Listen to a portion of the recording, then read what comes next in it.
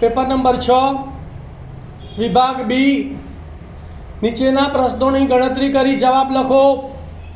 પ્રશ્ન નંબર 17 થી 26 પ્રત્યેકના 2 ગુણ અને કુલ 20 માર્કનો સેક્શન બી છે। ધ્યાન આપજો વિદ્યાર્થી મિત્રો। દાખલા નંબર 17 તો અહીંયા શું કહે છે બોલો? દ્વિઘાત બહુપદીના શૂન્યો શોધવા હોય તો પહેલું પદ શું આવે? p of x બરાબર 0। અહીંયા ચલ આપણને t આપ્યો છે તો p of x ની જગ્યાએ p of t બરાબર 0 લેવાનો બરાબર। તો શું લખીશું બોલો? દ્વિઘાત બહુપદીના શૂન્યો શોધવા માટે p of t બરાબર 0 લેતા। હવે p of t ની જગ્યાએ શું લખવાનું? 5t² + 20t + 7 તો માટે 5t² + 20t + 7 બરાબર 0। હવે આપણે દ્વિઘાત બહુપદીના જાદુઈ રીતે અવયવો પાડીશું બરાબર। તો a બરાબર 5 c બરાબર 7 તો પહેલો a અને c નો ગુણાકાર 5 * 35। આ 35 ના એવા બે ભાગ પાડો કે સરવાળો બાદબાકી કેટલા આવે? 12। તો 7 × 5 7 ને 5 12 રહી ગયા। પહેલો ભાગ 7 બીજો ભાગ 5। બંનેના સરવાળા કરવાથી 35 આવે તો બંનેને મધ્યમ પદની નિશાની મધ્યમ પદ પ્લસ છે। આ પણ પ્લસ અને આ પણ પ્લસ બરાબર। હવે ધ્યાન આપો અહીંયા કેટલા છે? 5t² છે। એક 5t અહીંયા લખવાના, એક 5t અહીંયા લખવાના। અહીંયા કઈ ઉડે છે? ના, અહીંયા ઉડે છે હા। 5 નો ઘડિયો ચાલે તો 5 × 1 અને 1 × t એટલે અહીંયા t રહેશે અને અહીંયા 5 × 5 એટલે અહીંયા 1 રહેશે। તો એનો પહેલો અવયવ શું આવ્યો? 5t + 7। બીજો અવયવ t + 1। આ ફરી મિસ્ટર મારુની જાદુઈ રીત છે બરાબર ને? તો શું લખીશું બોલો? ડાયરેક્ટ અવયવ 5t + 7 t + 1 બરાબર 0 બરાબર 0।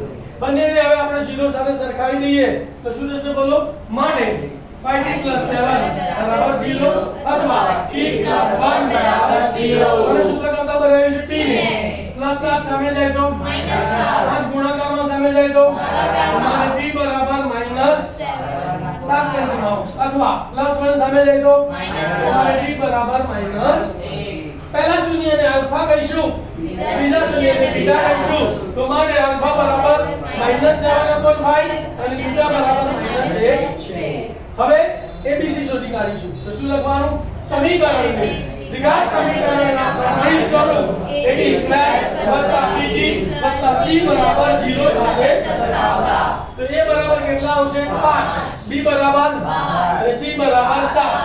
a બરાબર 5, b બરાબર 12, c બરાબર 7। હવે શૂન્ય અને સહગુણકો વચ્ચેનો સંબંધ શોધીશું। તો શૂન્ય અને સહગુણકો વચ્ચેના કેટલા સંબંધ છે? 2। પહેલો સરવાળાનો સંબંધ છે અને બીજો ગુણાકારનો સંબંધ છે। તો નંબર 1 શૂન્યનો સરવાળો આલ્ફા + બીટા બરાબર તો આલ્ફાની જગ્યાએ શું લખવાનું? -7/5 વત્તા બીટાની જગ્યાએ શું લખવાનું? -1। છેદમાં કઈ નથી એટલે કેટલા આવે? 1। 5 અને 1 નો લસા કેટલો આવશે? 5। અને 5 વડે ગુણવા પડે તો 5 × -1 એટલે -5 તો અંશમાં શું આવશે? -7 + -5 તો -7 -5 છેદમાં 5 -5 અને -7 એટલે -12/5। હવે 12 ની વેલ્યુ કેટલી છે? તો 12 બરાબર b છે, 5 બરાબર a છે। તો -b/a બરાબર -t નો સહગુણક છેદમાં a એટલે t² નો સહગુણક।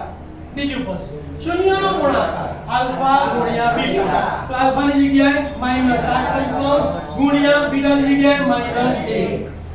સરવાળો હોય તો લસા લેવો પડે, ગુણાકાર હોય તો અંશનો ગુણાકાર અંશમાં છેદનો ગુણાકાર છેદમાં। અહીંયા અંશમાં આપેલો છે ગુણાકાર, છેદમાં કોઈ આપેલો નથી। છેદમાં 5 ના 5 રહેશે અને અંશમાં ++ +7 × 7 તો બરાબર 7/5।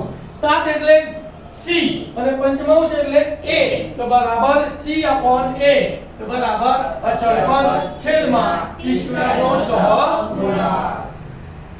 લખી કાઢો।